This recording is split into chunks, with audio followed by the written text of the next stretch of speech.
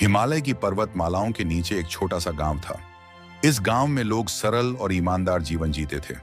गांव के चारों ओर घने जंगल और ऊंचे ऊंचे पहाड़ थे, जहां कई साधु संत आकर तपस्या किया करते थे। उन्हीं में से एक साधु, जो बहुत ही ज्ञानी और तपस्वी थे, गांव के पास एक कुटिया में निवास करते थे। साधु बाबा का नाम महात्मा आत्मानंद था। वह अपने शांत स्वभाव, गहन ध्यान और परोपकार के लिए जाने जाते थे। वे गांव के लोगों की हर संभव मदद करते थे और उन्हें आध्यात्मिक ज्ञान भी देते थे। गांव के लोग साधु बाबा का बहुत सम्मान करते थे और उनकी सेवा करने में गर्व महसूस करते थे। साधु बाबा ने अपने जीवन को पूरी तरह से त्याग और तपस्या के लिए समर्पित कर दिया था। उनका मानना था कि सच्ची शांति भौतिक वस्तुओं में नहीं, बल्कि आत्मज्ञान और ध्यान में है। गांव में एक धनी व्यापारी भी था, जिसका नाम सेठ धर्मदास था। सेठ बहुत अमीर था, लेकिन उसके मन में शांति नहीं थी। वह हमेशा दौलत के पीछे भागता रहता और सोने, चांदी और हीरे जवाहरात जमा करने में लगा रहता। सेठ धर्मदास ने जीवन भर बहुत संपत्ति अर्जित की, परंतु उसकी लालसा कभी समाप्त नहीं हुई।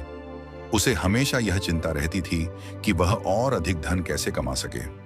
एक दिन सेठ धर्मदास को यह ख्याल आया कि उसके पास इतनी दौलत है, फिर भी वह सुखी क्यों नहीं है। उसे साधु बाबा की याद आई।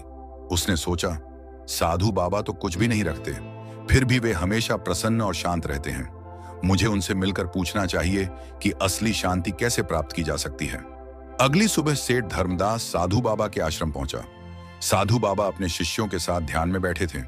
सेठ ने उनके सामने जाकर प्रणाम किया और कहा, महात्मन, मैं आपके पास एक प्रश्न लेकर आया हूं। मेरे पास सब कुछ है, धन, संपत्ति, प्रतिष्ठा, फिर भी मुझे शांति नहीं मिलती। कृपया मुझे बताइए कि मैं इस अस्थिरता से कैसे छुटकारा पा सकता हूं। साधु बाबा ने धर्मदास को आशीर्वाद दिया और कहा, धर्मदास, तुमने आज जो सीखा है वह जीवन भर के लिए तुम्हारे काम आएगा। सच्ची शांति का अनुभव तभी होता है जब हम अपनी लालसाओं और इच्छाओं को नियंत्रित करना सीखते हैं। अब जाओ और अपने जीवन में इस ज्ञान को अपनाओ। उस दिन से सेठ धर्मदास पूरी तरह से बदल गया। उसने अपने धन का उपयोग परोपकार में लगाना शुरू किया और गांव के गरीब लोगों की मदद की। उसका मोह धन के प्रति समाप्त हो गया था और अब वह जीवन में सच्ची शांति का अनुभव करने लगा था। यह कहानी हमें सिखाती है कि भौतिक वस्तुओं के प्रति हमारा मोह ही हमारे दुखों का कारण होता है। असली शांति और सुख पाने के लिए हमें अपने भीतर झांकना चाहिए और अपनी लालसाओं को नियंत्रित करना चाहिए। धन का त्याग नहीं, बल्कि उसके प्रति मोह का त्याग ही सच्चे सुख का मार्ग है। यह कहानी हमें सिखाती है कि भौतिक वस्तुओं का होना समस्या नहीं है, बल्कि उन वस्तुओं के प्रति हमारा मोह ही हमारे दुखों का कारण है।